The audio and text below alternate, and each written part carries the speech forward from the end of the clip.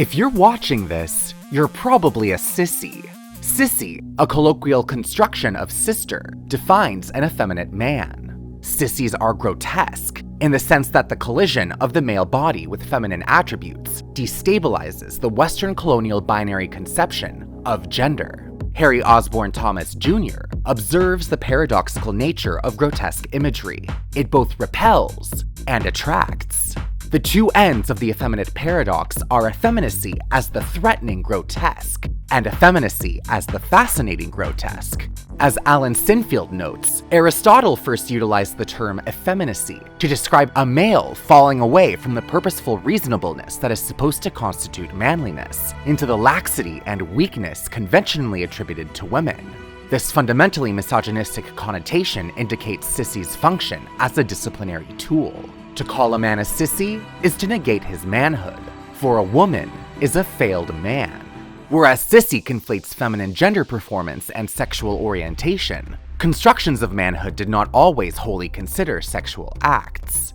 Being a man by the start of the 19th century meant land ownership, success at work, and an adherence to a stoic, emotionless, and distant personality. His sexual liaisons, meanwhile, did not equate to a coherent sexual identity. A man in an active sexual position need not worry about being labeled gay. Being passive, of course, was still seen as womanly. This shifted after the dawn of the 20th century, when Americans worried that increasingly city-centric lifestyles and corporate work environments pathologically sissified men. The chronic volatility of the marketplace compromised their masculinity. Gay sex now bestowed the identity of homosexual to its participants. The growing effeminate threat saw the Boy Scouts of America form in an attempt to butch up the next generation. The specter of the sissy, as Michael Kimmel describes, serves to police male gender performance. But if mainstream American masculinity is monolithic, essential, and natural, why does it require discipline? Because gender construction is actually discursive, fluid, and continuously defined. One wrong move, and suddenly the sissy is me. Effeminacy intersects with race, class, and nationalism to create a nuanced matrix of control. To be a sissy is to be decadent. To be a sissy is to be un-American.